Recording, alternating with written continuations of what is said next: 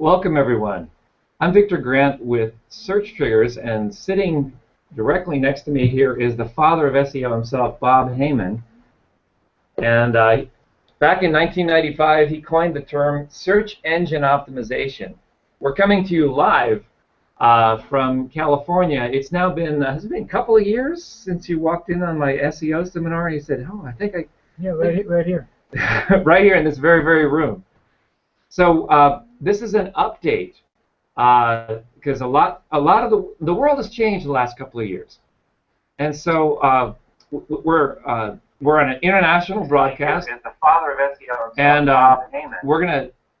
And back in as you can see, there's a sound the issue going on because we have another window open. So I'm We're gonna coming to you live take that from California.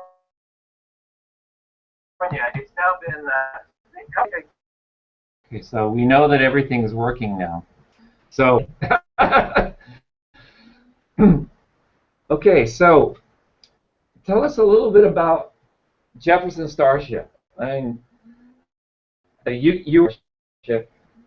had a website. It was jstarship.com, and then As is typical for the Jefferson Starship, this summer there's two different versions of them touring and probably suing one another. They're not so much a project for lawyers throughout their career. They've employed more lawyers suing amongst themselves and being sued and suing than any band has a right to have done. okay. But in the dawn of the internet age, I was working with their manager, and they wanted to, as befits a band who had taken its name from basically a sci-fi name. They wanted to be as with it as possible and wanted to not only have a website, but have one with lots of traffic. And we also got them to do, I think, probably the first live cybercast rock concert. Wow. Well, when was that? When was that? We didn't even have video on the internet then. It's probably '95. The video was the size of a postage stamp. It was from Maritime Hall in San Francisco, and literally it was the size of a postage stamp. Audio wasn't too bad, but they renamed themselves Jefferson Cybership for the occasion, and they renamed themselves back. But in '95, they wanted a website, and we built them. I had an early web design company, and we built them a website under the domain name jstarship.com. And they loved the website and wanted to show it to a promoter. And I got a call one night at 2 or 3 in the morning when they were indeed showing it to a promoter after a show. Because, God bless them, none of them could remember their own URL, which was not quite that complicated, and looked it up in the search engine of the day, which was Lycos or Alta Vista, or probably both, but certainly not Google. And to their horror, Jefferson Starship came up on page 2. Oh my goodness. Not even all that high on page 2. There were these fan clubs that were there, right? Well, there were various fan sites. Fan sites, at yeah. this point. And we wound up, the only way I could get them off the phone from yelling and screaming, because that is the general way of discourse in the rock and roll business. And the manager had been empowered, they were so pissed off, to call me up in the middle of the night and ream me a new one, in the words of the band. Because they weren't number one, and it was hard to argue with their point. They were the Jefferson Starship. Clearly, if you were Googling, there was no Google then. It was Lycos. If you were Lycosing for, yeah, which is why that word probably never caught on. I don't think it's been a medical treatment, but if you were Lycosing for Jefferson Starship, you clearly were looking for them, in all likelihood, right?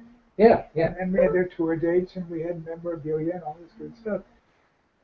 But it turned out, so I got them off the phone by promising to do something about it.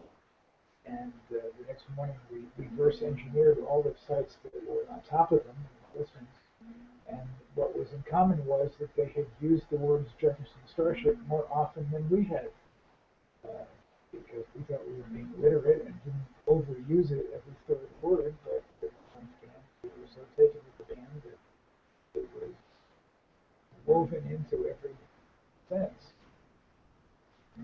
Um, but it turned out that in what I would deem as one of the very first acts of SEO practice, that, well, besides that, we should point out that this is now something that's a no-no called keyword stuffing. Right. But back then, it was the only thing that was being counted. And if you put Jefferson Starship in tiny black type against a black star field, if you have ample star fields, Starship, the only people who could see, or no human could see all those times we repeated Jefferson Starship, but the search engine loved it, and within a week or two, expiring, which didn't happen as quickly as it happens now. And they were #1, and they were thrilled to death, and they called up, and they were just as happy as they had been kissed, and asked, "This is great. What do you call what you did?" I think of a better answer than we call it search engine optimization. What we're going to call it, and we should do it for other people. And we did. And their SEO was born, and then the word caught on, and a lot of people still ask today, well, what is SEO? I've heard a lot about that. You know that more people search for that 3-letter word than they do for I think it's like 500,000 people search for that 3-letter symbol than they search for the actual name. I think it's like a 10-to-1 ratio. Yeah. And home-based business online marketing is all about 100,000. SEO is 500,000. So it's like a 5 times multiple.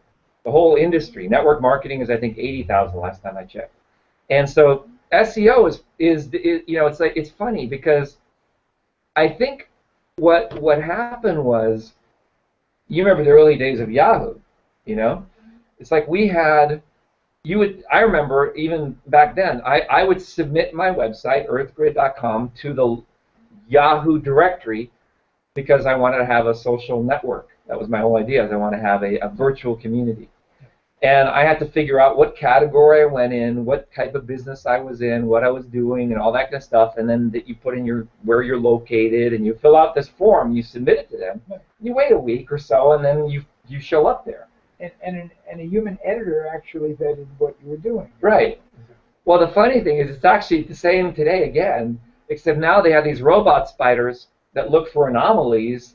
When they catch the anomaly, they send someone, who has a policy procedure manual to go check you out. A lot of people don't know that, but that's how the search engines work today. So we're actually, if we just got rid of the robot spider altogether, it would have been much better off. That's been one of the mantras I've been saying over and over and over again. It's time that we got rid of this whole idea of the robot spider and all these silly pages out there, because it's information overwhelm. So we're going back to the roots with EarthGrid in the summer and in the fall. But what we're focusing on now is understanding that social media has taken over. In the current climate, social media. There's my social media friend and guru, Scott Rayleigh, man. Camera's on you. What's up, guys? Cool background. Awesome. I love the big whiteboard. You got some books, and man, I wish that was my office. That's awesome. Well, you got to come up here. This is our office. This is where I met Bob. I was giving a talk right here like 2 years ago about search triggers, and he said, search triggers is great, and so this is an update to that 2 years, you've seen a lot has happened with search triggers since then. Oh, absolutely. And we just were talking. I mean, it went from a cool idea to conception to now tapping into the PPC market and the Amazon, headline book headline market and Twitter market, YouTube market. I mean, now it basically figures out all the search platforms, and it gives you a keyword that's relevant to all of them for what's trending. So, just the other day I was using the Amazon tool to come up with a good headline, and I was using that tool itself. So that was pretty cool. Yeah, awesome. Well, thank you for joining us. Robert, if you want to say hi to us as well, we have an all-star panel of guests showing up here this week. You gotta unmute yourself, You Robert. are the all-star. Yeah, so it's nice to have you. But we're I SEO guess 97 we got a lot of years. experience with SEO, here, and I guess there's a lot of experience that's brought to the table. A lot of companies that you've worked with, some of the biggest for their SEO search. Is that what you help them with? Uh, Well, we wound up being the first agency to offer search as a practice. When we sold the first agency I had, the clients were Intel, SGI, Avon, Bristol Myers, US West, uh, AOL, and Time Warner when they were separate and together, a bunch of record labels. Uh, it was back in the search engine days when you were really reverse engineering that which was ahead of you, and they were just beginning to figure out link farms and all of the black hat stuff that worked for a really long time. Yeah, yeah. And eventually we wound up offshoring whatever we could to India just to be able to throw as many hours at it as possible. Uh, I think it's all been subsumed by whatever you want to call it. I think the buzz du jour for naming it is content marketing. But content marketing basically seems to include what used to be considered PR, certainly what's considered social, and and it has the twofer value of essentially being the only thing that really works for SEO. So, I mean, unless you marry all of this to PPC or smart affiliate stuff, uh, I think you're looking at some form of content marketing and using social media as a megaphone and using SEO as one of two metrics. One is getting the business you expect from that channel, and the second is the SEO. Very cool. Very cool. Cool, Scott. Just wanted to give a shout out to Scott. Hey, what's up, Robert? Good to have you on, man. Really cool. And to Victor and to Bob. I'm glad to be here, guys. Sorry I was muted there for a minute. Yeah, hey, Robert. So this is an open discussion because what we want to talk about is traffic and affiliate marketing and search triggers and how can we serve you out there in growing your business? That's like your business might be cruising along here and then we want to see it go up there.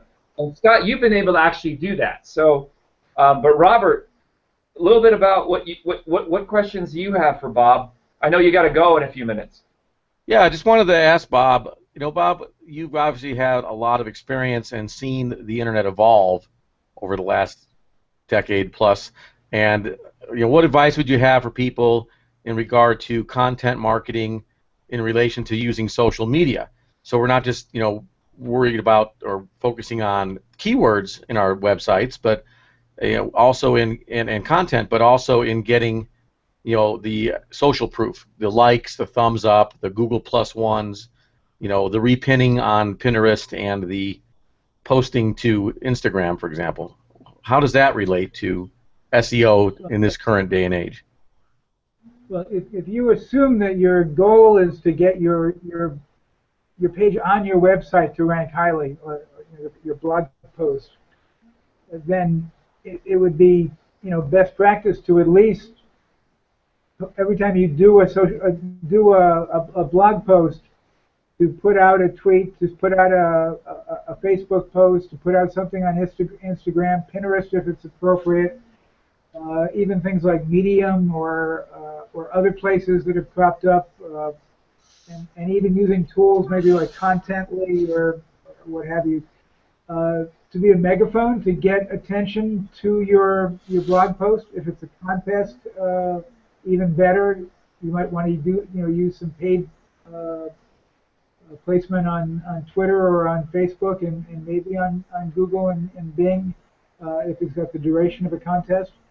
But nobody's going to basically I mean, again, to me, it's a twofer.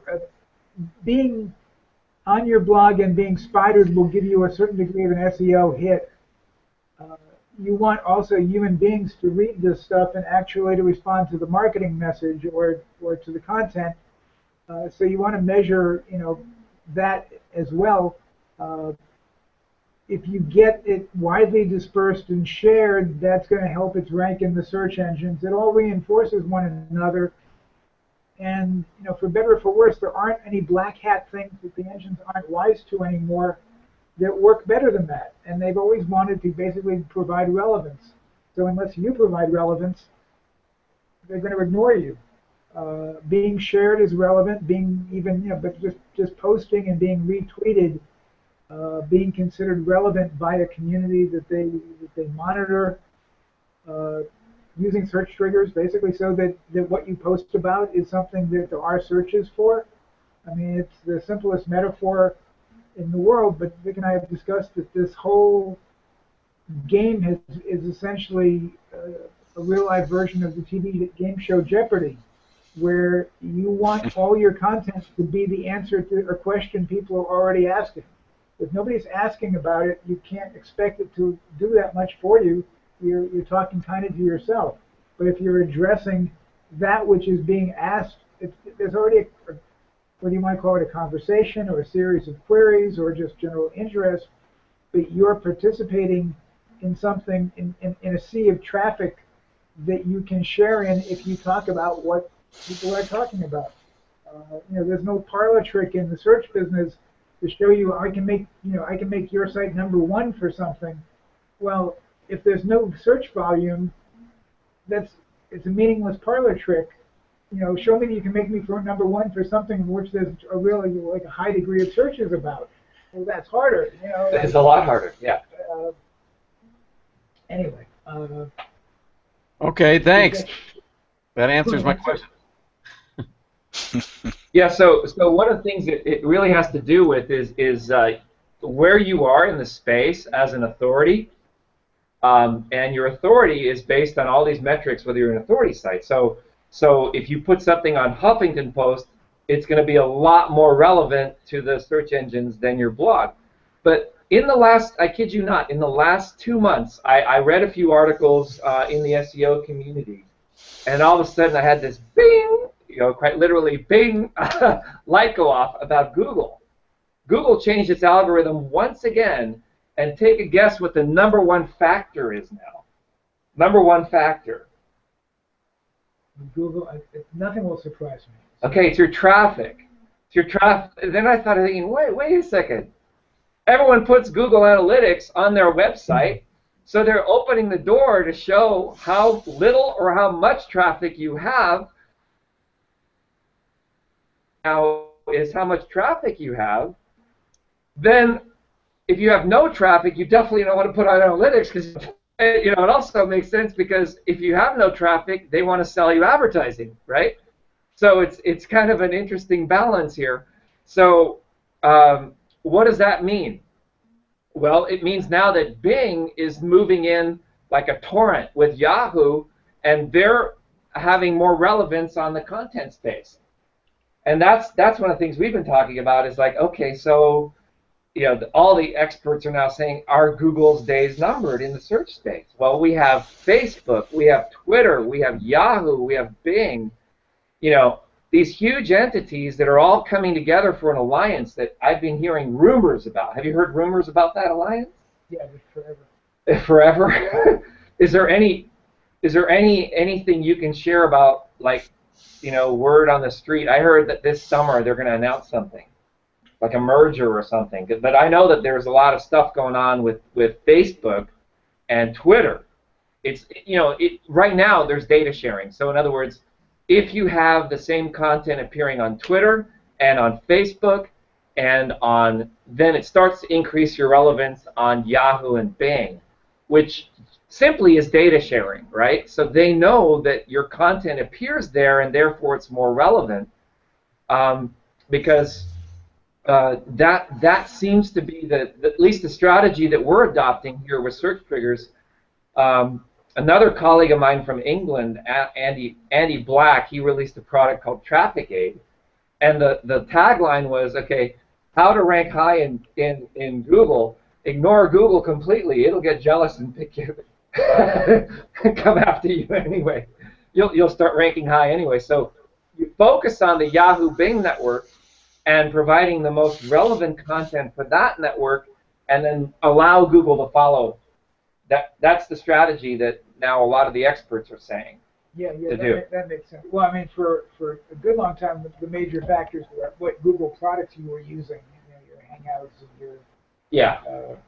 And that was a good ride. I mean, yeah, but that was 2013 though. Yeah.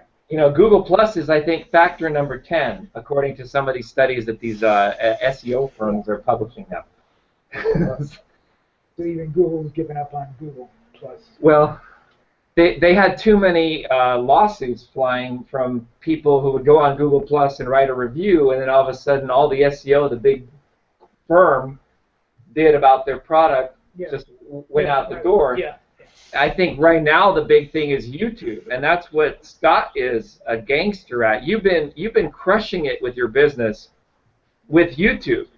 And I think that's also interesting is because even the index of YouTube is now open to the Yahoo Bing network, because if you actually start searching for videos inside of Yahoo and Bing, you'll see YouTube videos coming up in there, but they're inside of a frame. Tell us a little bit about some of the results you're getting, Scott, with YouTube. Yeah, it's been pretty incredible. It's been a nice ride, that's for sure. I've always believed in search triggers. That's one thing that I can tell you guys right off the bat is when I first saw the tool, it was a need in my business, building my blog and building my brand, that the make money online keywords, or some of the keywords that I knew that were my target demographic, people that are searching for it every day, that's getting thousands of visitors every day. We all know that, right? There's keywords that we all would love to rank for, okay? And some keywords are harder than others, but these markets are competitive. I mean, some of these blogs have been around forever, for like decades, if not, they've built up so much authority. So if you were to go out there and try to rank for a certain keyword like that, it's like you're just trying to throw your content on the wall and see if it sticks. It's not a predictable article. It's not a predictable ranking. And so I met Vic at an event, a marketing event, and he was sitting behind me, and somehow I attracted this into my reality. I needed a tool like this, and then there was this guy behind me filming footage of the event, and he ran out of batteries, and like I had some spare batteries in my backpack, and I heard him behind me asking for some batteries, and I said, oh my God, I got some rechargeable batteries right here, boom, and I gave it to him. And then it just happened to be that at the end of, the person that was talking and stuff at the end of the event, I just came up and talked to him. And you know how Vic is. If you get around him, what's the first thing he says? Hey, I'm Victor Grant, and I'm the owner of Search Triggers. How can I help you? How can I market to you? How can I pitch you? Basically, he is just all about promoting himself everywhere he goes. And so he didn't have to promote to me very much at all, because I needed this tool. I needed to get my articles ranked. And so when I initially started using it, I saw a huge increase in my traffic. I saw a huge increase in just the way I think about keywords and trends and getting in front of those trends. And so I recently jumped over to YouTube marketing. I've always been on YouTube, but I never was as aggressive as I am today than I was a couple years ago. You see, a couple years ago, I was all about blog posts, blog posts, which is great for marketing pieces, for PPC, Facebook traffic, newsfeed ads. Getting people to understand the value. Lay out some bullet points, or the top 5 reasons, or top 9 reasons. Every entrepreneur does this, or every scientist does. You know what I mean? You get someone to chunk down some content, and that would be a great article to market, right? Well, nowadays, I'm seeing that YouTube is an awesome opportunity to get on the front page of Google and YouTube. So it's like YouTube is one of the largest, search engines and platforms to be on, and then Google is one of the largest. So it's like, your one video, if you do the keywords right, you do the long tail keyword just right using search triggers, and I'll show you some results here in a minute. And I actually just, every now and then again, I'll go look at the results, right, where you log into your dashboard of YouTube. You kind of have to clean out some comments. Some comments are like spammers, and some comments are people that just are haters. And I love it because when you have a good video, you got haters, and that's good. And there's like 30 something comments, and 80, like 60% people like the video, the other 40% are disliking it. And this was a business that I was promoting in this video here, and I actually made a lot of money for this person. I'll show you the results here in a minute on that too. So the keyword tool has absolutely been awesome on YouTube. It was awesome in blog article marketing. And it's definitely a great way to get into the niches that you want to be in, but get in front of the trends. There's so many illustrations I could give you, but here's like the best one. Okay, so basically every year, there's 2014, 2015, 2016. A lot of the top articles and a lot of the top videos that you guys will see on any search engine or on any network that's search engine related, like YouTube and Google and Bing, some of the highest ranked articles, okay, are the articles that are the keyword and then the year. So like, how to make money online in 2015, how to make money online in 2014, which was last year. So you already know that next year people are going to be typing in 2016, how to make money online. I want to know today, not last year. That's old news to me. And so you already know it's going to be trending here next year. That's some of the highest ranked articles are going to be with that actual keyword at the end of it. Like, you can go look on YouTube and you can see that all over the place in articles. So it's almost like if search triggers is finding out what's going to happen 6 months from now in the marketplace. What are people doing now that Google and Bing aren't picking up that you can actually position yourself for the wave for the next 6 months? And so I can just share my screen here, and I can first, let me just tell you about an experience that I had recently. The last year, I got into a market of flying drones. It's like all over the news. People are misbehaving them or using them for good practices, like farmers are using it for their topography and understanding their crops a little bit more. The government's obviously, we don't know what they're doing with drones, but it's just a simple toy to go have fun. I go to the beach and I film surfers, and I got a drone channel, right? And I got so into it, it's just like if you're into cars, right? You go out there, you buy exhaust system, car systems, you get some nice rims, it's like you get into something. It's like every man's thing. Well, when I got into drones, one of my favorite things to do was to go long flights. I would leave the beach that I'm standing at, and I would fly like 5 miles down the beach, and I would get this like long 15-minute video of just pure awesomeness. And I needed a way to have reception from my physical point to the point all the way down the beach. And so I found this guy on the internet, and he sells antennas. And they're like $500-600. It's a kit for my drone. And I got the kit. I became friends with him online, but I noticed that his marketing was really shaky. It was just like, his website was not that great. He didn't even have a fan page. And so instead of me going, hey, I have a new drone and I want your new kit, what if I did some marketing for you? And he said, that'd be great, like anything you got, please. And I can show you the Facebook chat that we had. I was even going into search triggers. That's the first thing that I did, guys, is I said, okay, this guy needs some help in his marketing. So what I do, I went and I understood his market within like 2 minutes on search triggers, which is FPV kit, which is FPV means like, it's like, I forget what it stands for, but it's basically it's part of seeing what your drone sees, right? Like when your drone's flying, you're actually able to see on video what it sees, so you don't run into trees and stuff like that, right? So it's a kit that he sells, and so I typed in FPV kit, and I got these list of keywords, and I'll show you here in a minute what the dialogue that was happening with me and this gentleman here. His name's Tony, FP of LR. He's out of Florida.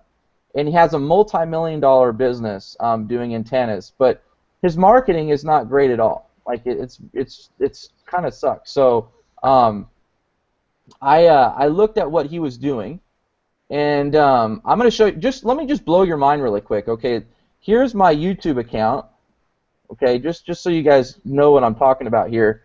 Look at this video right here, FPV kit for DJI Phantom 3. Okay, uploaded on May 11th. I got over 8,000 views, 32 likes. Now, the thing is about this, guys, is that this is all organic. Okay, usually people, they go out and they pay for likes. They'll go pay, I mean not likes, but they'll pay for views, right? I did not pay for views at all. What I did is I took the same video, I put a little thumbnail. You guys see this green thumbnail. I know marketing very well, and I know that green, bright green borders are always the best. And all I did is I took the same video, I re-downloaded it, okay, so like you can re-download the same video, right? And you can upload it back to YouTube. But you can't take the same video and upload it 4 times, or YouTube is going to say, oh, this is duplicate content. So what you have to do is you have to download the first video, download the second video, download the third video, and download the fourth video. Now the reason I do that is because look at this. I got 8,000 views on this one. I got 300 views, 90, and 50, right? So if I didn't do that, how would I know which one was going to be the best? But obviously I knew this one was going to be the best because I uploaded it first, okay? And the reason why this one is the best one is because this is what search triggers recommended. Okay, this is what search triggers said, Scott, you need to do this one right here. Not this one, not this one. I just kind of took some guesses with these. But this is what search triggers actually said to do, right? 8,000 views. And this is like, you know, this is only a month right here, May 11th. That's a month long. So let me go show you the dialogue that I had with this guy, Tony, okay? So it's a $500 system, and this is the dialogue here that we're having, okay? So I was just talking with him, and then I started saying, you know, I started asking, you know, is there any way I can do some marketing for you? He said, sure. And then I said, okay. I'll promote your company, right? And this was like all in a one day, guys, literally one day. And I started getting him sales within one day of my marketing. And so what I did is I went and used search triggers, and I found all the top keywords for his niche. Okay, FPV flying, FPV setup, FPV systems, quadcopter, and I used search triggers to find that. And then I found the top 3 most keywords that are searched: FPV quadcopter, FPV kit, FPV system. So I went to search triggers and I used these 3 keywords, and I said, okay, what is search triggers going to spit out as going to be the best? I'm looking at for the best, okay? I know these are the highest searched, but what is search triggers going to give me after I use these keywords, okay? So if you scroll down, Tony's like, well, dude, I can do half price if you do some research for me. I mean, if you do some marketing for me, I can do half price. So basically taking it down to you know, $500 down to what, $250? That's half price, okay? So and then I said, I'll pay you now. But if you read on into this story, within one day, he says, you get a full ride, Scott. I made over $9,000 today, Scott. I never made so much money in one day, Scott. This is incredible. So I posted a screenshot of what I was doing in search triggers. So I want you guys to imagine. It took a simple message of, hey, I'm interested in helping you. Are you willing to knock off some money for the kit? And he said, yeah. So it went from half off to getting a free kit, a whole $500 system. And listen to this, guys. You want to know what this guy told me? He said, Scott, you would have a multi-million-dollar business if you just did what you did to me to other business owners. He said, all you got to do is hire some people, reach out exactly like you did, and say, let me help you, let me do a little bit of marketing for you, and literally, you will have he said, like, what you did literally changed my life, what changed my business. So I used the word FPV kit, I used search triggers, and what did search triggers give me? It gave me this score right here. This score right here, guys, look at this. This keyword right here, okay? What am I ranking for over here? Same thing. FPV kit for DJI Phantom 3. Now this is a new Phantom 3. This kit right here is for the Phantom 3. So it just worked out brilliantly the way this all worked out. So as you scroll down here, we just talk about it. And this is in the meantime, I'm doing the marketing as we speak. I'm doing all this stuff in the background. It literally took me about 2.5 hours to get all this done. And then, okay, he said, okay, my main concern, build a 7-figure income. We're doing $1 to $1.2 million per year. And then, okay, so let me just scroll down to the good stuff, guys. So, okay, whatever you are doing, helping me reach record sales in one day. We're at $7,500 today, past $1,600 record for one day, because and then we have about 4K of dealer orders. Okay, so he's just telling me all this stuff, and then guess what, guys? Here is where the gold is right here. You just got a full ride, bro, free kit, $500 at value for free. The owner of $1 million company is now saying, "Oh my God, like thank you so much. You know, you do your magic. You know, just send us the controller. We'll do it for you." And then I'm posting him the titles of what I did for him. You know, the uploads and stuff. And then basically, as you scroll on, he even goes on to say, "Scott, I had a $9,000 day. Look, just beat record sales, almost $9,000 in one day." Okay. And it all happened because there was a hungry market out there on YouTube that are looking for this, a hungry market, and I got in front of the trends with the right product, with the right audience, and it was because I just did a little bit of research on search triggers. That's all I did. That's all I did, guys. And I have the Pro. Okay, I'm not playing around. I have the Pro package on search triggers, and a lot of the Pro stuff allows me to do PPC, like PPC campaigns for with Google and Bing, and then you know, you can upload keywords. It'll understand the data. It'll tell you which is your best PPC keywords to go for CTR and stuff. And so, I mean, this is just a beautiful story here that you can see right in front of your eyes. And you know, I'm gonna take him up on his offer. I'm gonna actually continue to do this for businesses, and continue to, you know, do a little bit of research, understand how I can help them, and then put together a video on YouTube and, you know, obviously make a couple $1,000s for the work that I did. So back over to you, Vic. How long are the videos? 4 minutes long. Awesome. So, Bob, what do you think about that? I think that's an awesome thing. Yeah, it's Scott is our biggest, our most active user in search triggers. I mean, he's broken it a few times, and you know, and then he said, "Oh, Vic, this feature," and so we go back to the development team and we added that feature. You know, a lot of people are asking me, "Hey, you know, we need a manual for search triggers." Well, it's kind of hard when the software is evolving every week. So, what we're looking for right now from the audience today is participation. Okay, you guys are here. You're learning from folks like, you know, from all of us, and we're actually learning together about this. Well, what are we doing here? We're actually exploring this. It's almost like a global brain. We're exploring what the world considers important in any given moment in time, and finding that niche, that sweet spot, where there's a lot of people looking for something, but there's not a lot of content out there for it. And that's exactly what we're focusing on with search triggers. And getting some immediate results with Twitter. Now, you using YouTube, my forte is Twitter, and we're going to be doing a training on how to use search triggers with Twitter for our customers later. But right now is the opportunity for you guys. I put a timer on here. There's about 15 minutes left on that. I'd like to work with you one-on-one and understand your business. If you become a Pro subscriber today with search triggers, you'll receive a phone call from me, and I'm going to sit down and look at your analytics. We'll look at your traffic. We're going to figure out how we could actually increase it. Okay, that's only for people who are here right now, and we're going to cut this out of the replay of the video. There will be a replay of this video, but I'd like to have a group of folks to jump in on this. The second thing that will happen is you'll have an opportunity to resell search triggers.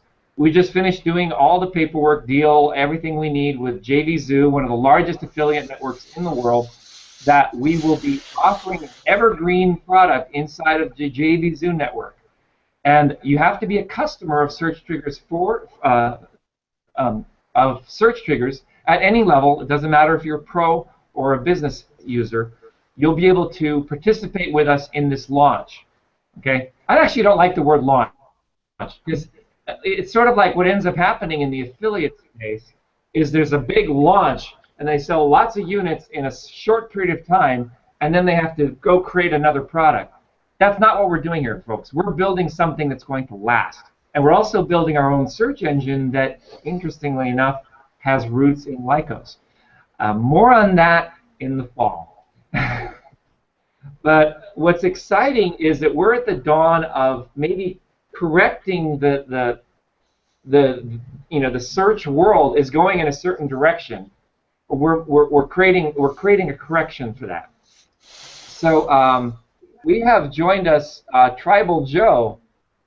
I don't know if you want to say a few words. You're a user here. If you have a question for us, or Bob, if you're at home and you're watching this, you can go and write your question in the box, or if there is a live fire link below, you can write it in there, and we'll get to it at the next webinar. But Scott, one of the things we're going to be working on today is not today, but we're going to be working on, I believe, starting next week, maybe even as early as this Friday, is a step-by-step process that you go through to create the kind of results you're getting using our software. So that's going to be a bonus video and training that you'll be able to have access as a customer of Search Triggers. If Joe, if you wanted to, I can unmute you here.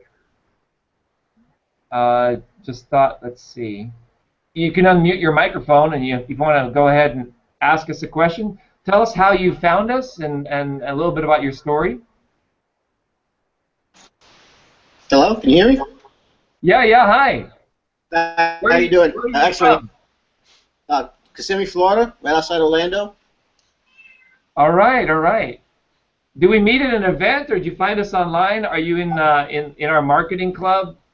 Yeah, I'm on your marketing club. I found you online virtually, and then from there moved over to your marketing club. Okay. Before I was in make money on online links, but me and my brother started our own inflatable paddleboard company, so we've been pretty much working with that lately. Cool. Are you in JV Zoo? Yes, I am JV Zoo. Okay. I'm actually trying to remember how I came across you guys, but either JV Zoo or something related to the marketing club, somewhere along the lines there.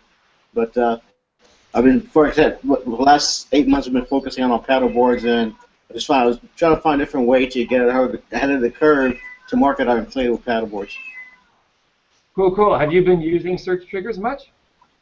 Yeah, actually, I used some of it. I hate to say, we've been busy with a new design of one of our fishing subs, so I haven't used it much as lately. But I found it very useful. When I did use use it a couple weeks ago. So yes, I found it very useful. Yeah, we're glad that you. We have a new version that is coming out next week. That's going to have a whole lot of features and functionality, and the Pro version is going to actually allow you to work within your Yahoo Bing Ads account. And one of the things that's really powerful, we've been testing this, is knowing the exact phrase that someone typed in the search box when they clicked through your ad, okay, to get to your business. Because then you go, wow, someone actually typed this in. What if I wrote a blog post on that same topic? Now you start getting organic traffic, but you're using PPC or pay-per-click traffic as an intelligence gathering tool. And we're building that into Search Triggers. We're going to have an announcement on that next week. Awesome. But it's awesome. We really, today, we wanted to focus on just connecting with the community, bringing Bob back to the fold here. We're also working on an agency version. The agency version will actually allow agencies to work with the tool for their clients in a big way. So that what that does is it allows them, agencies have different needs than end users, and the agency version will enable them to do that. because it'll plug right into the APIs inside of the Yahoo Bing network.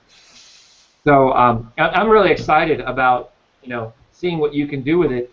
And for all of our customers, you can be getting an email on how you can get our JVZoo link, as well as some of the joint venture products that we have going with Sam Baker and Chris Record and a number of the leaders in the JVZoo world will be coming on board with us as well. And we're really excited to be rolling those out in the next couple of weeks and through July. So it's going to be an exciting summer. Let's see. Victor. Yeah. I want to tell you a funny story here. First of all, it's a great honor to meet Bob here, the father or the grandfather of SEO. I don't know which it is, but father, but grandfather. No, you're the godfather of SEO. Godfather, right? I'll be the godfather of SEO. Well, I'll tell you a funny story. Back in the '97 is when I did that, but I'll tell you that's the end if you. Yeah. But I'll tell you a funny story. When I was first an MLM Lead System Pro, Brian Finale was my sponsor, and I asked him what's SEO, and he goes to me, it's scrambled egg omelet. I had no idea what it was. It is scrambled egg omelet. Exactly. Yeah. Pro. But I'll tell you a story about search triggers. We're in a co-op together, me and Victor, and he showed me how to use these search triggers. I was thinking yesterday I was going to write a blog post, and I looked up search triggers and I put the keywords in there, and I came up with make money online legitimately, because that's the intelligence that people are searching for, right, Victor? Exactly. Yeah. There's a lot of people looking for that. Right. So I'm making my blog post, making money online legitimately, and hearing Scott talk today, it's going to be changed now to make money legitimately online in 2015. So I learned something from Scott today. Right. And also, I'm very proud to say that I'm going to be working for Victor pretty soon as his executive assistant, which I'm really jazzed about. So I'm really jazzed about that. We're going to do some great things together. So well, it's really about helping business owners double their business. I mean, that's what we want to do is figure out, can we effectively double their business by taking their current ad spend, putting it in a different direction, and increasing their return on investment. That's what I want to work on with people. Yeah, definitely. Because there's factors to actually make that business intelligence happen. And look at what Scott did. He like tenfolded the guy's business online. That's amazing. I mean, that's like, okay, Bob. What do you think if we? What if we put Can we put a team together? Like your son now is like a gangster in social media. Mm-hmm. What if we took some of the things that Scott's doing and your son's agency, and we kind of like made because a lot of business owners, there's two types. They either want to do it themselves or they want to hire someone to do it for them. Right.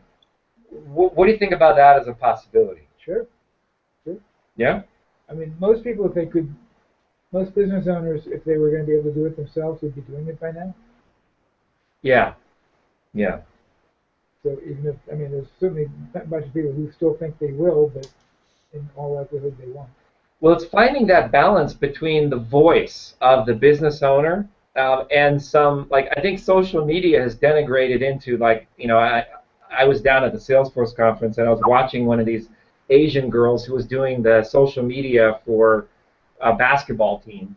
And all she was doing is taking a whole bunch of little, phrases and call-outs from the NBA and pasting them into Twitter, sort of blindly. Mm-hmm. And there really was no context for it at all. It was just sort of just flooding the tweets out there.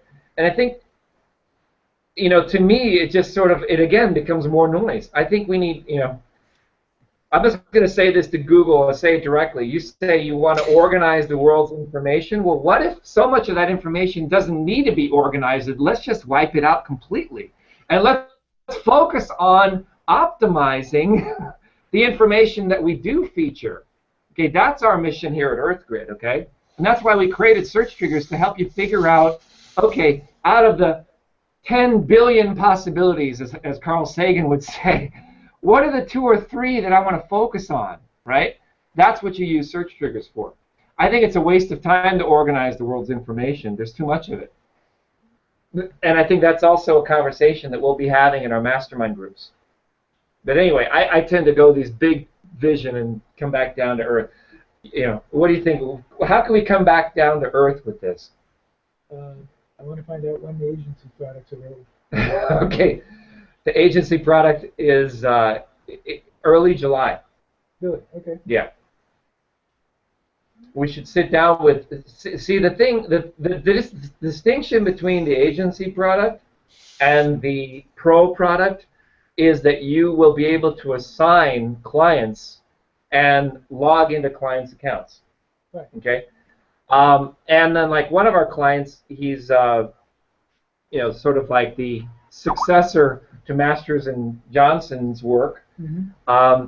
He's now using search triggers himself, and then his webmaster is using search triggers, and we're grabbing all that information, and then we use it on our end to figure out, oh, okay, he gets an epiphany. Here's something I want to write about.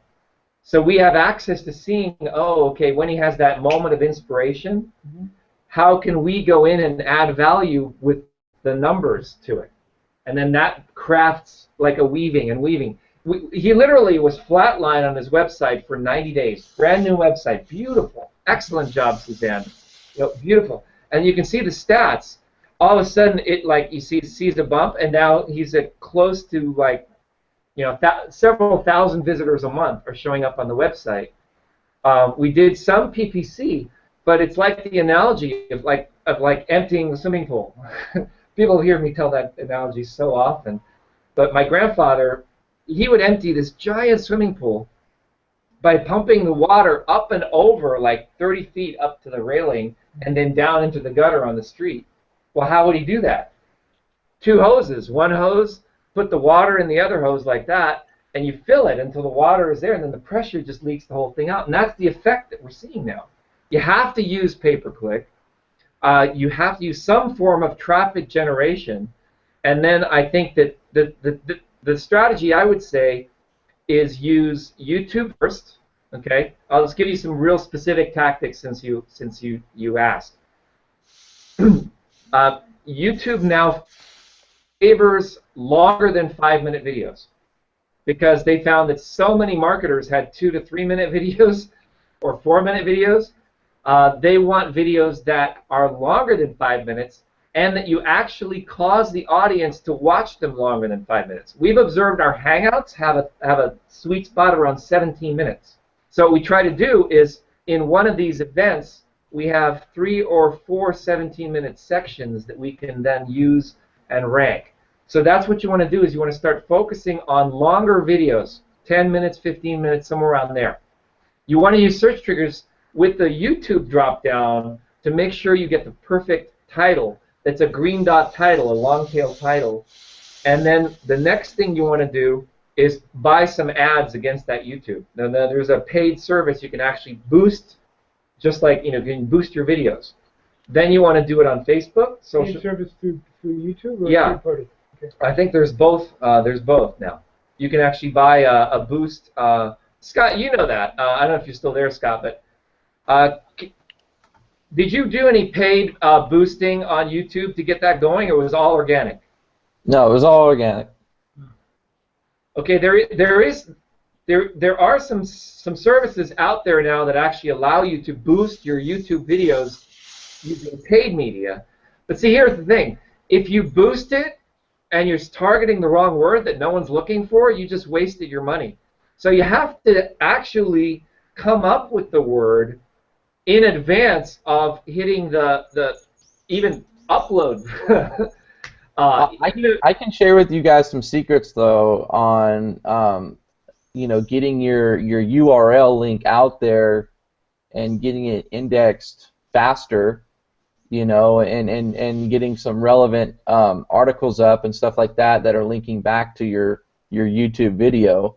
Yeah, let's do that in the pro training. Money sites, and that's all automated. It's just plugging it into like a software and then hitting run. That all points back to your main YouTube video. So I can teach that kind of stuff, but that's advanced. You know, I use what you call a virtual private computer to run stuff like that. You know, an online computer, because I don't want to use my home computer because it takes up a lot of CPU.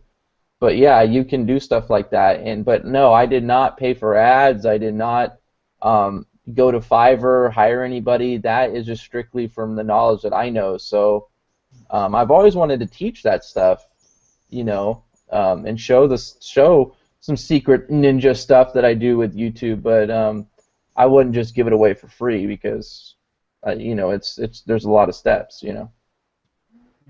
Well, we're going to create that product with you, and then we'll make it available to customers of Search Triggers. Sound good? Yeah, yeah, because I thought that was really cool of you to say, yeah, to start with the YouTube video. And that's how I feel, especially if, you know, you don't even have a blog or, you know, anything ready. I think that, if anything, you should just get a video that's pointing back to your offer or, you know, your sales page or, you know. Yeah. And yeah, see, once you have your YouTube video ranked, then you could link it back to your blog post. Yeah, yeah, right. I did this with the Doobie Brothers, and I had, you know, tens of thousands of views on a show, and I just linked it back to my blog, and it increased my blog traffic drastically. So you need to have that celebrity, and we worked on the celebrity thing last week, and we'll make sure that replay of the 5 ways to get your traffic from last week is available. But I think we want to make sure that okay. So here's the calls to action today is get on our early adopter list of search triggers. Okay, there's a button. Click on it, and if you come here as an affiliate, then you can get back to the person who sent you here. And make sure that you click on their link and get that going in there, because one of the things we're doing here is it's a simple 3-step process. Obtain a copy of Search Triggers for yourself, get in our affiliate program with JVZoo, and then work with us on launching Search Triggers to your market. That's the 3-step process. Okay, and that will essentially pay for the cost of Search Triggers itself. I mean, you're an affiliate marketer. In the last few minutes here, one of the things we talked about is that 98% of the people today, I mean, we've run the numbers. 98% of the people who opt into a list won't buy your primary offer. So that means, okay, the 2% that do buy, what do you do with the people that don't buy, and how do you distinguish between those? And affiliate marketing is one of those things that you can do to recover your ad investment. Because, you know, maybe they were attracted to you, but you know what? They just want to buy something like you know, a video product, you know, a video editing product, like Video Curation Pro or something like that. Then you can send that information to your list. Let's say someone came to your list because they were interested in your blog or your newsletter. You could send them a link to Search Triggers. So, Scott, I'm going to share my screen and just show you some of the things in the affiliate system. Actually, you could probably do that. Do you have one of the links I sent you where you ever said, "Hey, Vic, how did you get my video inside of the window?" You know that, Scott? You remember that? Oh, you're muted still. Bob, how you doing? Yeah, just go ahead and share your screen, or send me the link, and we can share my screen. Whatever is best. Okay.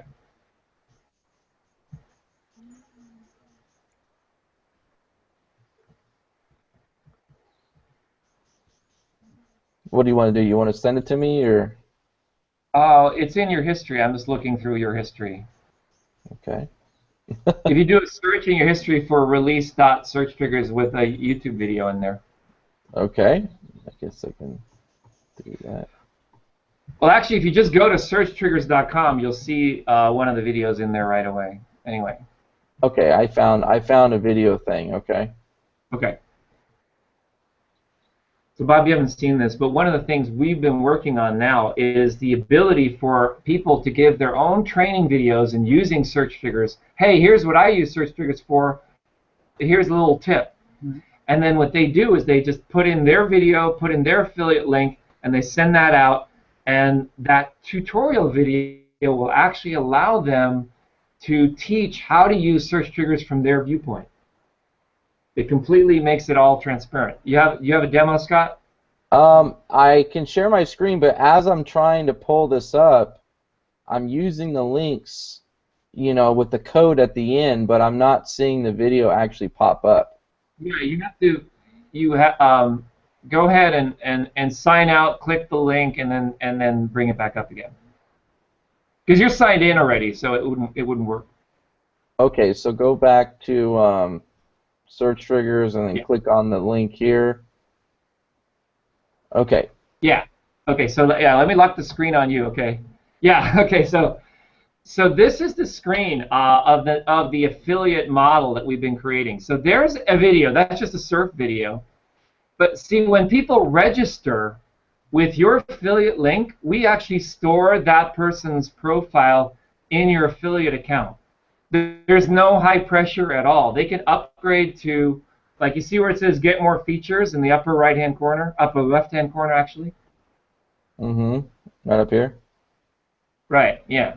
When they click that button, then they get the current pricing for that affiliate and whatever discounts they're offering. So we have all of that built directly in to the system. So you could use your training video on how to use search triggers, send that to your list. No, and then yeah, all the, like right here. You just put your, you know, put a 3-minute video on how this tool has helped you, or how it's opened your mind to, like what Dadar found, you know, how to make money online legitly, and now he's going to do 2015, and how I found this really sweet headline, and how you can too. I'll even throw in a bonus for you guys who get on board and get the basic or pro version, and then this is like your whole sales page right here, just with this simple video, because it's almost like that word results in advance, right? Results in advance. mm-hmm. And that's actually what people want to see is, you know, someone that they know, you know, showing a video on how this tool helped them, and you can actually pick your own prices that you want to sell this tool for. So you could say, hey, look, my bonus that I'm going to give you guys is worth like $9.97, and so you have to sign up at the monthly subscription of like $97 a month. Then you can change it to $97 and then give away your bonus, and then share how this tool has helped you on this video. Pretty cool Scott, concept. you can hit the play button for a second. I want to show you something. Okay, so we're watching surfing. Now type in like surfing in the box above. Okay, you see how it doesn't stop the video. So the video keeps playing even though you're using search triggers. Yeah. So you can tap on Surfing Magazine. So there's all the stuff in there. So now you could sign in. Isn't that cool? How are you doing? It's all done through Ajax. So you can watch the video full screen. That's a killer video. So that's actually how I use the tools. I put on the video that I'm watching, and I'm doing my keyword research as the video is playing in the background, because that gives me the the mindset, right? How does this guy not fall? He's just gangster, man. Is that Laird Hamilton? I hung out with those guys in Hawaii a long time ago. They are crazy. They get towed in with like a jet ski to those videos. All I gotta say is, get me out of there. After that wave is over, get me out of there. So look at that, Surfing Magazine swimsuit issue 2015, right? So now that gives you the keyword title, right? So now if you sign in with your account, look at how the UI is. Told you. Right. So if you click sign in the upper right-hand corner, and you enter, and now it adds all those kind of things in there. So now you can just click Surfing Magazine, Yeah, hit the run the search again, but this time pick YouTube. Pick YouTube, surfing magazine. Yeah, and you could uncheck the quick box, and we'll just get some traffic. Not traffic, but the competition. Green dot, yellow dot, red dot, blue dot. Right. That's what we started search triggers with, was the green dot, yellow dot, red dot. Okay, so yeah, so you close the video. If you want to get the video back, go to Help. I want to just get the video back for a moment, and then go to Video Tutorials, and it brings the current video back. Okay, so let's just leave the video there for a moment, because I just think it's cool. Have it playing in the background. So then you click on Pages. Well, what you can do, honestly, man, is you can say, guys, stop right now what you're doing, and as you're watching this video, click in this checkbox marks and type in this keyword with me. I'm going to show you, as you're watching this video, how this tool works. And then you could say, as you're seeing these results right here, this is the version that you guys want, where it actually tells you what to rank for. And then you're actually bringing them through. You're like, say, hey, don't just watch me do it. Type up here and do it with me. Pretty cool idea. That's what we were focusing on doing, right? Yeah, it's like, hey, don't just watch me. Type in with me. But you see how Surfer has 8 million pages, whereas Surfer Mag is 11,000 competing pages. But Surfing Mag, okay, has only 79 pages. Right, and it's still got a huge rating. It's still competitive with everybody else. But look at the difference, 79.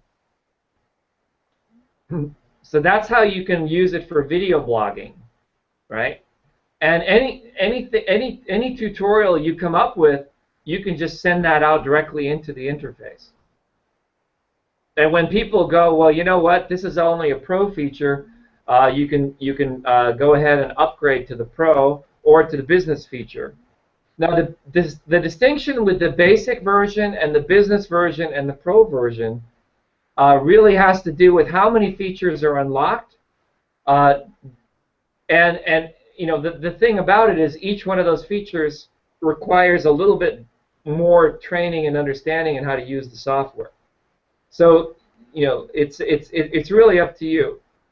But yeah, I love seeing your screen there, Scott. Let me just hear from Bob. What do you think about this particular function of, it's like edutainment. I mean, you actually coined the term edutainment too, actually. But we wanted to make it fun so people can actually play around with search. They can start figuring out how they want to, like let's say we have this as your video, right? And you just posted your video. Scott, if you click on that little Twitter icon,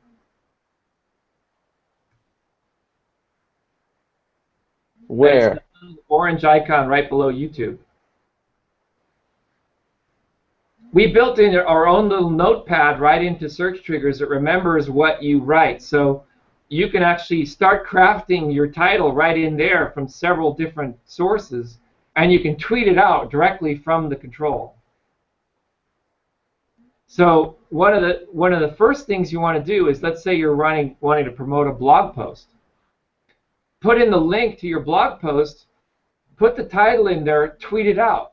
The other thing you're going to get is you're going to get additional traffic because it tacks on @search triggers.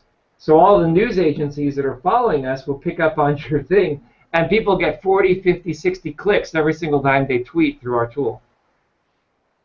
You see where I'm going with this? Yeah. It solves a big problem in the industry, which is how do we get visitors? Good quality targeted visitors. Real visitors. Yeah, real visitors. It's come a long ways in the last 2 years. Good. Okay, so any final questions? Let me check to see if anyone from the audience has any questions from us. Thank you all for joining us today, and I learned more about search triggers watching Scott use it than any. I appreciate you, Scott, man. You're so good. Yeah, so um, surfing magazine subscription. I like swimsuit issue, man. Okay.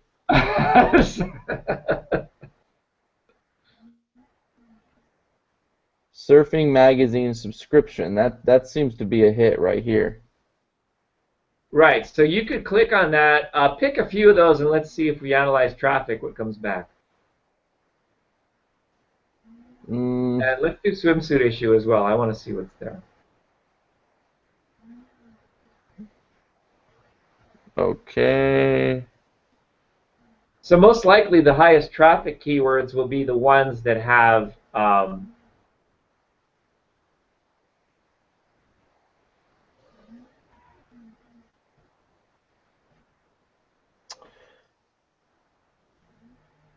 So, is it okay. supposed to come back with something? Uh,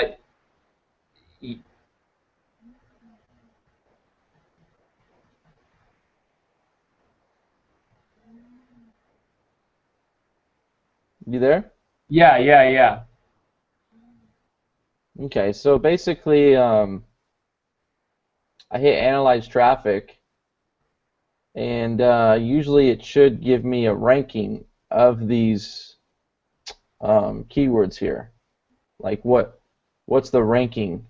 Like basically, it would um, be telling me what I should go for.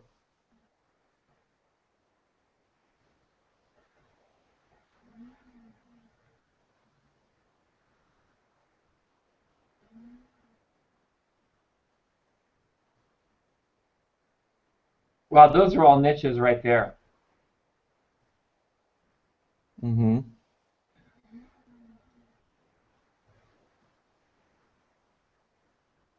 Anyway, let's switch the conversation to affiliate.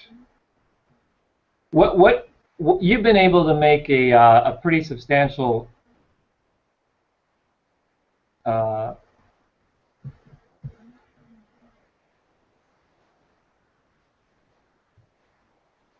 let me backpedal here. This is gonna be the third installment, so we're just gonna I have to start the camera again, so I'll be right back.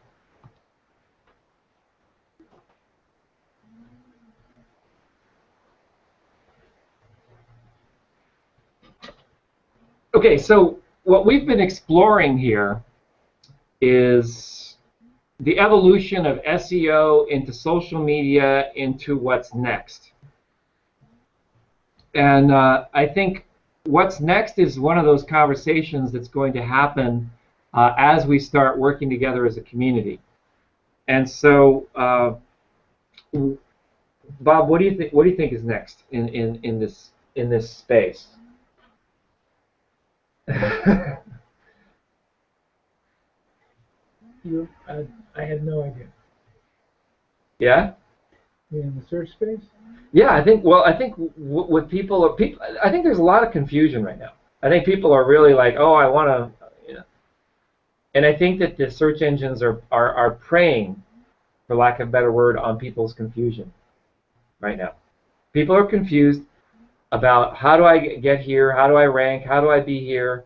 I'm not being seen myself here. And then when you go to a search engine, you see all these ads, and all the ads go to a capture page, and then people who are sophisticated and smart typically won't click on those links on the side because they know that they're ads. So I think that people right now are in this sort of like, I don't know what to do. Well, because nothing seems to work anymore. Exactly. I mean, so what's a business owner to do to get their exposure? I think what Scott demonstrated is really. I mean, basically everybody conspires to wanting you to do PPC. I mean, you know, there's such clutter that the only way it benefits Facebook or Google is if you actually pay them to, you know, the free results you get, whether it's your news feed or your SEO results, they don't want to be better than the paid result. Otherwise, why would you pay? Yeah, but then what ends up happening is the paid results are always leading to like, hey, give us your email address, we'll send you this free report. Oh, yeah. And then the all that does is, you know, we literally had one person said, Vic, I love your content, but I get too many other emails. I get too many emails from other people. I'm overwhelmed. And so the whole industry is now built on this email follow-up, you know, world. I think that's one of the big challenges that we have is that, you know, if you go to a search, you find something that's relevant, and it's a paid thing, okay, then you almost have to put in that thing, hey, you know, I'll send you some free report, or I'll get you to do something, or you have to buy something, and now people don't even want to click on those things anymore. We've observed that when we run ads for our clients, the type of people that show up from the ad are not as high quality as if they found it organically. Right. It's just what's so, right? Or their competitors are clicking on the ads to look at, you know, what the deal is. Half of the clicks in video advertising is click fraud. It's sell things that open up below the fold and autoplay. I mean, the industry is rife with both fraud and, I'm not sure you want to call what Google does fraud. It's just always in Google's self-interest. Yeah, and they want more people to read the ads in their email, so they prevent the emails from reaching your inbox if you're a business owner. That's just it makes sense, right? Right. That's why they created these other tabs where they neatly organize all of your promotions. It's a promotion. Yeah, it's a promotion. It's my best friend's store. Yeah, it's my newsletter, and it ends up in a promotions tab. So what are we to do? I'm not saying I have the answer, but I'm saying no one's even asking the question. All they're doing is conforming to what the big gorilla is telling us to do, and I'm saying that's probably not going to continue to operate. I'm putting a mastermind group together to actually solve this problem. You know, I think the broad trend of content marketing that sort of subsumes. I thought initially that SEO would be considered to be part of PR. And it hasn't been. PR has not embraced it. But I think content marketing is going to basically subsume both PR and SEO and wind up being a catch-all category for any kind of thing that stimulates an inbound need.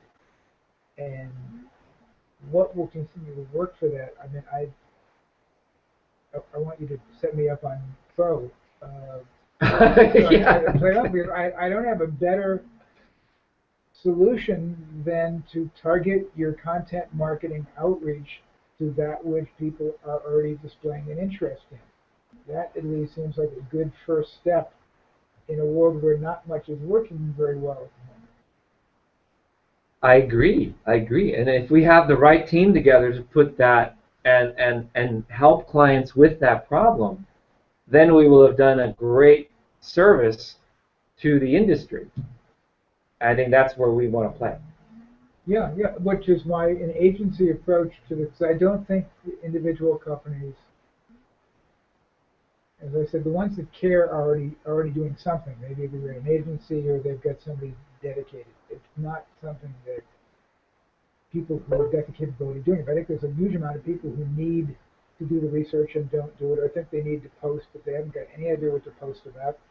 And most of what people are putting out as content marketing is reposting, whether it's clickbait that they find, or or something that's a third-party content feed. And I'm being asked, well, how much of that should my content marketing be? Well, it can't be 100%. Or why would people follow? Read anything you're putting out? I mean, it's got to be 70%, is it 50%? Well, if you're going to produce a steady stream of content, maybe you need a bunch of it to be third-party content, but a bunch of it should be original, and it should be thought through with not just your rant about something, but from a search trader point of view, what will attract people who are, what are people what's the buzz today? How do I tie into the buzz? I mean, Yeah, I think that's the key, is how do you tie into the buzz, and how do you also keep the authenticity with the company itself? That's I think going to be the sweet spot, and that's really what we're working on the agency version with, is because that way the company could say, hey, like Bill Ryan can say, hey, here's what we think is important, and then we go back and say, well, here's what the market thinks is important, and we have that blending of the two worlds, and we come up with a combination of quid pro quo as well as giving the market what it wants, and that's the sweet spot. and if you can have an agency service in which you actually got contract people who can speak with the voice, the voice of the company, because the company these days doesn't know how to speak. No. So that's where cybernautics comes in. Or something. Or something. Okay. So let's do that. Cool. Thank you for coming today. Bob, Thank you. stay tuned for our next installment where we take this conversation further. We're going to hook up Bob with a copy of Search Triggers Pro, and let's see what what you can do with it. Well, I want to try to market my kids' book project. Yeah, kids too. And just get very focused on how do you reach moms, people who are decision makers. It's a very targeted market. Who basically the people who pick the reading material for 7 to 10-year-olds, which is the target readers, are moms and dads and grandparents, and maybe school librarians. Should be a targetable market. I think a YouTube approach. I found that I hadn't thought of using search triggers to fashion a 4-minute or a 6-minute YouTube ad, but something that you can engage. How to help your kid be interested in reading and music, or something. That I'm curious to do the research and what are people looking for? What are moms and dads? I think that's a great idea. But something that could be a case study. I mean, because I'd love to have something we could take to the entertainment industry or something. I think the entertainment industry is now also kind of like wondering, well, what do we do now? It's now moved from, okay, give away your music for free in order to get $200 seats for concert tickets. It's just like that whole world is also completely turned on its side. Apple just announced that it's doing its $9.99 music download, and so then artists are now going to get again a quarter of a penny per view. Yeah, you can't even sell a $1 song anymore. You can't sell a download. So I think that what we need to do is come up with another model, and maybe a services model, an affiliate model. I think the affiliate model is the right model. Like, let me think of it this way. Let's say I want to sell. What would be what? Do you still connect with any bands these days? Yeah, some. Like what would be a band typically that you would work with, or you work with right now? I mean, you still working with Starship to a certain degree? No. I mean, is a good friend of mine who's in farm. I mean, just for saying, regular people I stay in touch with, but a guy who's in farm. Yeah. There's every oldies band you can think of is still working. Well, because they have that. It's like, we're gonna do one more concert. Pink Floyd just came out with a new album, and I got sales of selling their records online as an affiliate of Amazon, right? And so it's like, I love the band, I love telling the story of the band, and I want to support the band selling their stuff, selling Doobie Brothers stuff, through my affiliate link. Mm-hmm. And why would people want to do that? Well, that's where blogging comes in.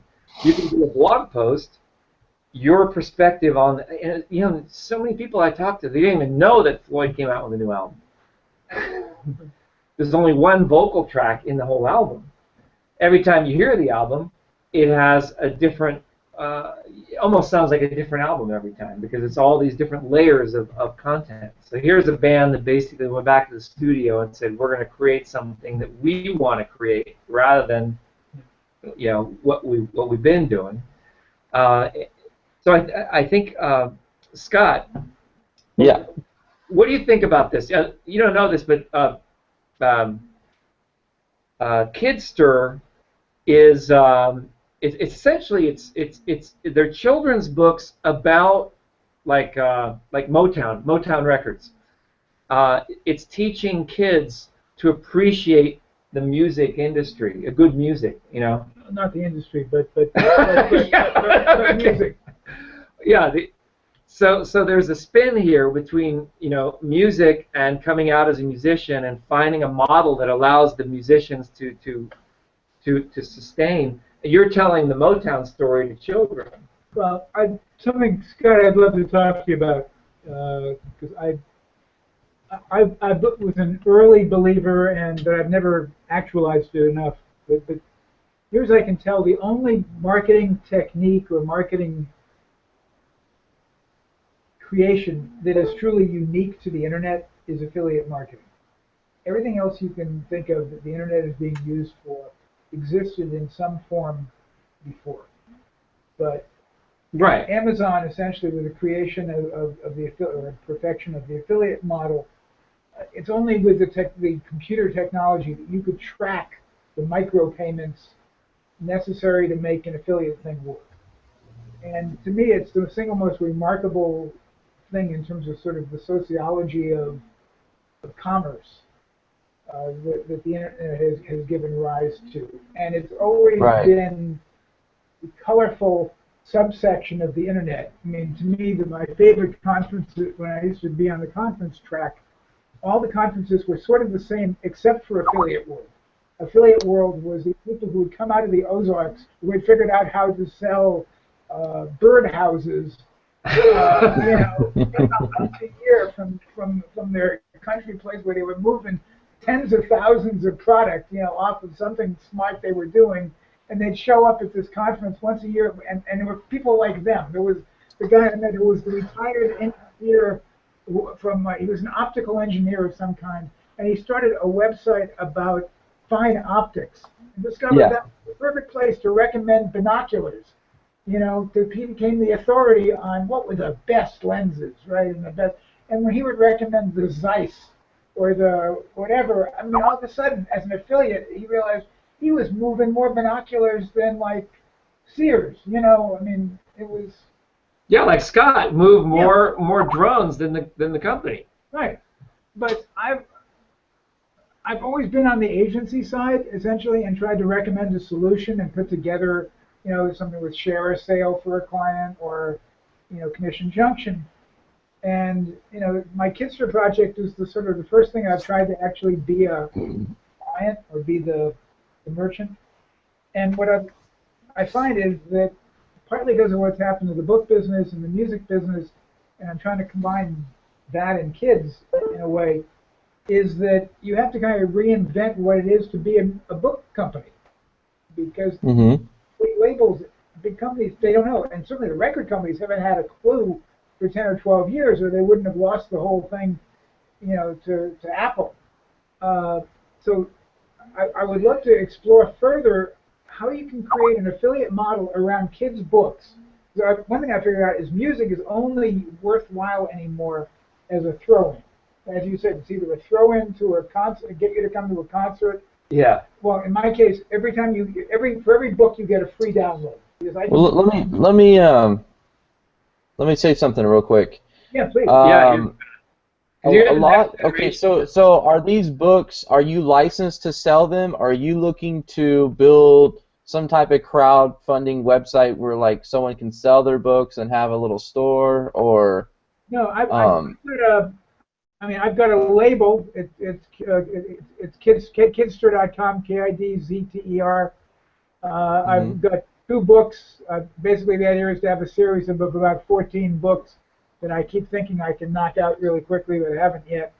And in each one, it's a time travel adventure where these kids who are 10 years old, who are attending this sort of magical music school that's at least as much like Hogwarts as it is like a music school. Yeah, And how there's a- fun. And they can go back in the first book. They're bickering and they're not working as a team, and they go back to Motown in 1965 for an afternoon to learn about teamwork.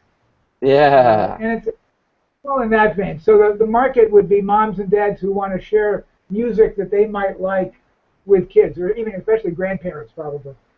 Right. That is way cool. Yeah, and But the product set is books and then music. There's a band by one of the acts that's students in the school. There's a bunch of kitty cats, and there's an album in the can of a CD of them doing sort of meow versions of famous songs, or big hits. Yeah. could you put a compilation CD in the back? Well, you can do that, or what I'm trying to do just in terms of a marketing thing is, since it's easy just to put a download URL in the book. If you buy the book, you get a free song. So you just go to the link and download music. But to me, music, as I was saying, music's a throw-in. So basically, with every book, you get a free song. But And you had an interesting marketing spin that you could buy the book on Mondays for free. Every other day is $1. Is that still running? You can do that, but the way you can only do it if so many days. You can do it 6 times in 6 months. I mean, Amazon is very selective about it. Oh, okay. You can't always be free. With Smashwords, you can always be free, or even iTunes. But Kindle always wants to make sure it's making some money. And if you're free, it ain't making money. That makes sense. Yeah. So there's all these different creative approaches to marketing it, but you could have maybe, I'm just thinking off the top of my head, you could have a link inside of the book go to a blog post, and when they're reading the blog post, you have affiliate links to the different albums of the artists of that era, so that the parents will buy the album. Well, one of the and the kids will watch the book. I mean, that's Yeah, just baby. Yeah, baby. well, the second book is an almanac on what happened on this day in music, and there's links to songs of the day, and those are affiliate. I mean, because now iTunes and Amazon won't let you put affiliate links in your ebook. Right. You have to put either a redirect, or basically mine now go to a page on the website where there are affiliate buy links for the songs of the day. But again, you're facing the problem that kids you don't even buy a tune anymore. No, they just listen to it online anyway for free, and the artists, they get like, I know as a musician, I get like a quarter of a penny, and then that adds up, and it's like, one of my friends is Stephen Halpern. He's one of my clients, and he was in the Grammys, and he's saying it's no one wants to buy the music anymore. He gets a royalty check for like $8 from all these plays of his music from all over the world. He doesn't want people to download. He wants people to buy the CD or come to a concert. It's like No, I mean, it's like you don't want to do that anymore. So I think the music industry is now being destroyed by the internet, and I think you're right. Affiliate marketing is probably the only thing that has come in a positive light. I mean, Sam Baker was supposed to be on today, and he's a 7-figure earner in affiliate marketing, selling other people's stuff. He made over $1 million. Wow. And there's a lot of people like that. Chris Record, he's one of those folks as well.